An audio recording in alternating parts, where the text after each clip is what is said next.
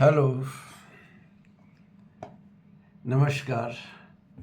आप सभी का मेरे चैनल पर पुनः अभिनंदन है, स्वागत है, वेलकम। आज बहुत ही ज़रूरी लेकिन जनरल बात करेंगे। जो लोग सिविल सर्विसेज में ज्योग्राफी लेते हैं और दूसरे अभ्यर्थी भी जनरल स्टडीज़ में जिनको ज़रूरत होती है, कुछ एक टर्म्स आती हैं ज्योग्राफी की जिनको जानना बड़ा ज़रूरी है। आज हम फिजिकल ज्योग्राफी में लेंगे। सामान्यतः ये टॉपिक्स ऐसे हैं जिन पे पूरा क्वेश्चन नहीं पूछा जाता, लेकिन छोटी छोटी बातें पूछ लेते हैं। हम कोशिश करेंगे 3-4 एस्पेक्ट्स की तरफ जाने फिजिकल ज्योग्राफी में, और क्योंकि कोशिश ये करेगी कि थोड़े वीडियो में ज़्यादा बातें बताई जाए। First thing, earth is made of several minerals. बहुत सारे खनिजों से बनकर अर्थ बनी हुई है, और 3 तरह के पदार्थ, सॉलिड, लिक्विड और गैसियस, वो 3 तरह के मैटर अर्थ के ऊपर होते हैं।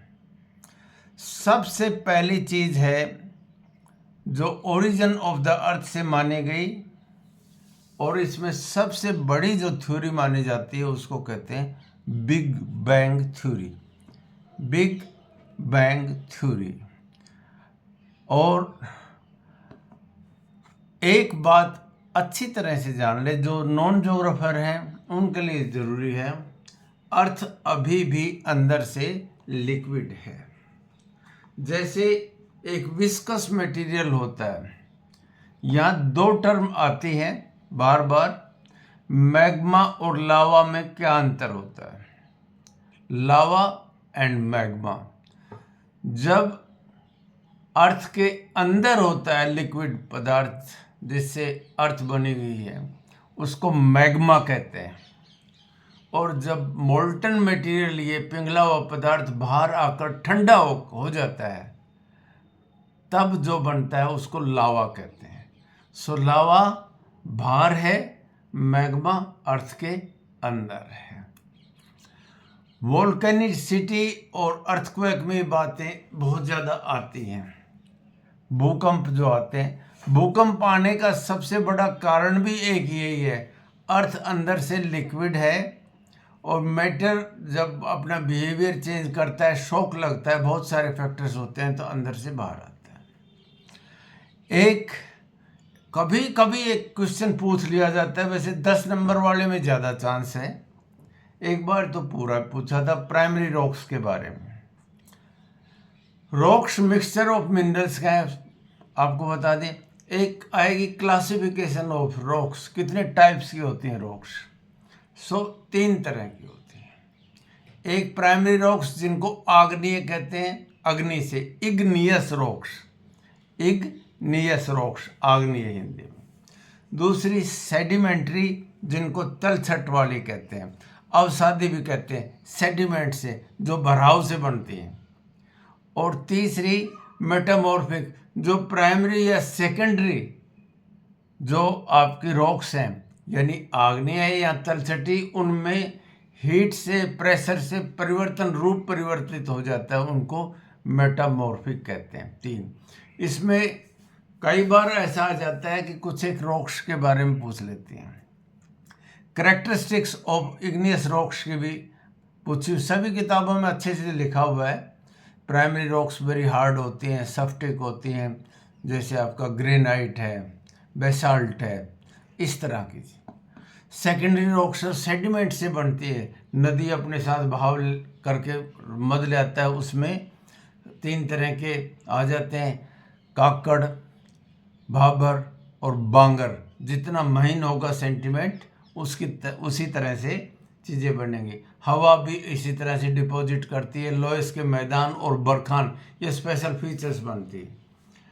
सभी जो एजेंट्स ऑफ इरोजन है, agents of erosion, river, wind, glacier, underground water, ये बड़े एजेंट माने जाते हैं, एजेंट्स ऑफ इरोजन। यहाँ एक टर्म आ जाती है, ये टर्म भी बड़ी इंपॉर्टेंट टर्म है। इसको वेदरिंग और इरोजन में क्या अंतर होता है?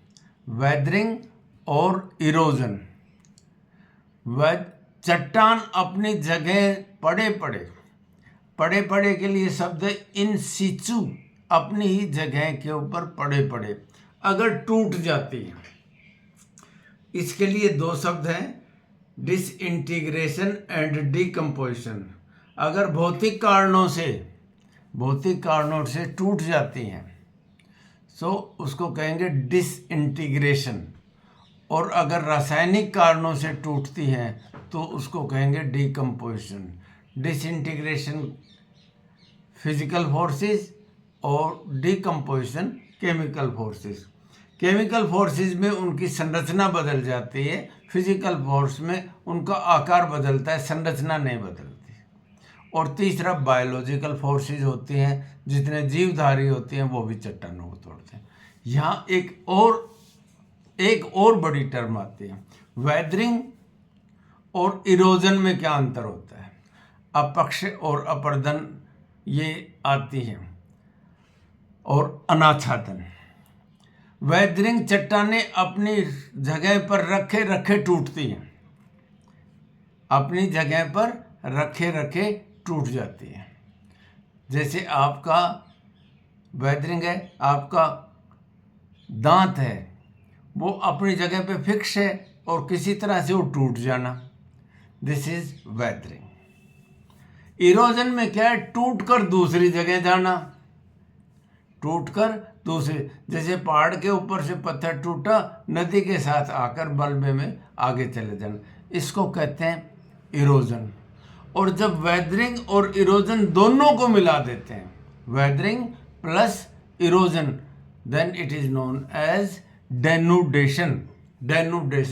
अवच्छादन। चट्टानें इस तरह से टूटती रहते हैं।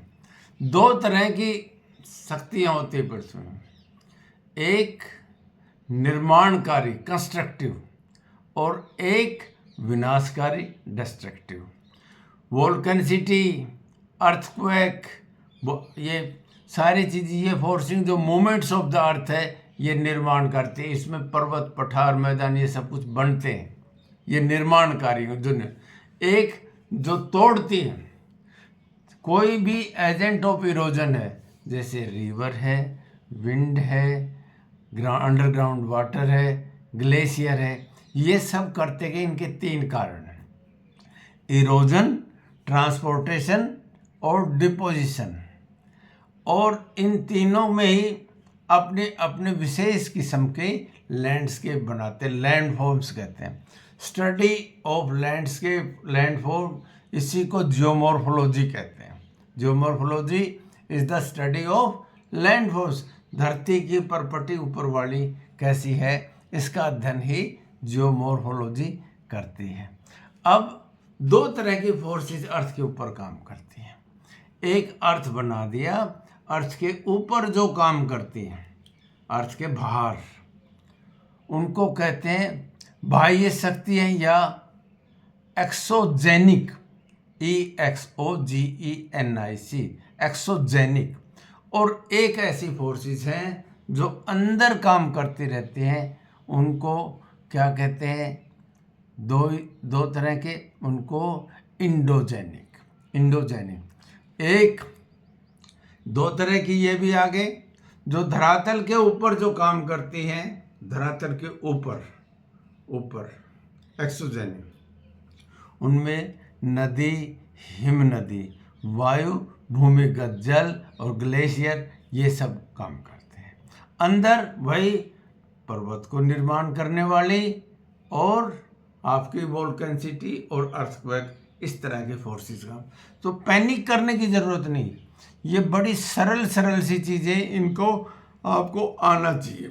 और सेकेंडरी स्कूल की जो किताबें हैं उनमें भी अच्छी तरह से ये खोल के देखना। यहाँ विशेष तौर से कुछ एक चट्टानें हैं, उनके नाम पूछ लेते हैं।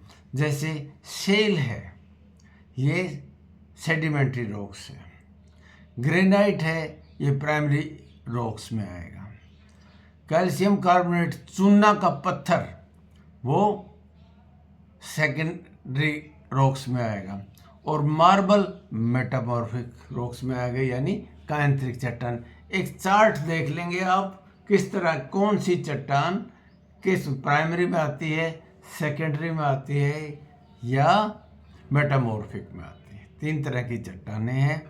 इसी तरह से अपर्दन और अनाच्छादन, पूरा क्वेश्चन नहीं आता इनके ऊपर, लेकिन ऊपर ऊपर से पूछ लेता है।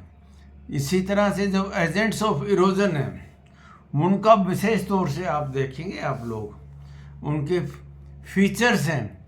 जैसे नदी वी आकार की घाटी बनाती है, इसी तरह से आपका हिम नदी है, ग्लेशियर है, वो यू आकार की घाटी बनाता है। एक बार फ्योर्ड तट के ऊपर क्वेश्चन पूछा हुआ है। एक बार गंजेटिक रीजन में वाटर रिसोर्स के बारे में पूछा है। इस तरह से कोई एक विशेष रीजन लेकर भी पूछ लेते हैं। आपने ये टर्म्स हैं, इनको बहुत अच्छे से देख लेना चाहिए। वेदरिंग को, इरोजन को, डेनुडेशन को। एजेंट्स ऑफ इरोजन में आपने तीनों भाग और उनके फीचर्स, उनके डायग्राम्स जरूर बना के देखें। इरोजन में कौन कौन से हैं, जैसे नदी में वी आकार की घाटी है, रैपिड्स हैं, वाटरफॉल हैं, ये इस तरह की चीज़ें आएंगी। ट्रांसपोर्ट में किस किस तरह का लोड है, और जब नदी थक जाती है उस समय कौन डेल्टा बनाता है, विसर्प बन जाते हैं, ये सब कुछ फ्लड प्लेन्स बन जाते हैं। इसी तरह से विंड के इरोजन से किस तरह से बनते हैं, लोड किस तरह से, और डिपोजिशन से क्या बनता है। सब फीचर्स और उनके डायग्राम्स, इनका प्रैक्टिस करना जरूरी होता है। फिजिकल ज्योग्राफी, ये टर्म्स बार बार आती हैं और ये कोई नहीं सिखा, ये खुद आपको करना पड़ेगा। ये मामूली सी चीज़ें होती हैं, लेकिन प्रैक्टिस से ही आप इसको पार कर पाओगे।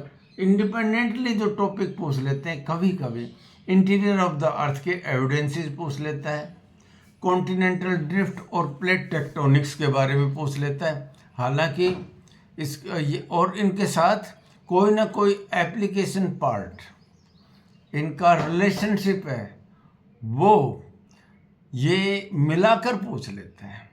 और try to give Indian examples, जैसे आपके जितनी भी प्राइमरी रॉक्स हैं, हमारे जितने भी मिनरल वाली जगह हैं, जैसे डेक्कन प्लेटो है, छोटा नागपुर प्लेटो है, सारा ये क्षेत्र है, ये इग्नियस रॉक्स का बना हुआ है। मिनरल्स जहाँ पर भी हैं, जितने भी वहाँ, तो आप economic significance of igneous rocks बन गया आपका मिनरोलॉजी में।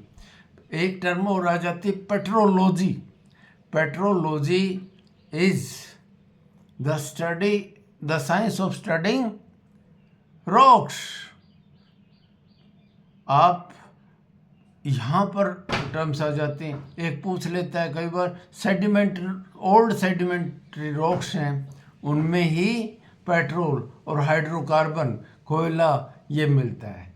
ये सारे के सारे वेजिटेशन और एनिमल लाइफ है, बायो लाइफ, इसके डिपोजिशन से ये हाइड्रोकार्बन बने हैं। तेल वहाँ निकलता है जहाँ ओल्ड सेडिमेंट्री रॉक से, हिमालयाज में नहीं निकलता, क्योंकि Himalayas are young sedimentary rocks. आप जो रिलीफ है इंडिया का, जैसे किसी एक के ऊपर, एक बार वेस्टर्न घाट्स के ऊपर आपने पूछ लिया कि नदियाँ वहाँ डेल्टा क्यों नहीं बनाती, एक दोनों चीज़ें आ गई ना, एक ज्योग्राफिकल फीचर भी पूछ लिया, और दूसरा डेल्टा जब बनेगा जब सेडिमेंट्स उठेंगे। वेस्टर्न घाट बिल्कुल कोस्ट के ऊपर है, तो नदियाँ आती हैं समुद्र में मिल जाती हैं, डेल्टा बनाने की जगह ही नहीं बचती, ना सेडिमेंट लेके आते हैं जहाँ डिपोजिशन हो सके।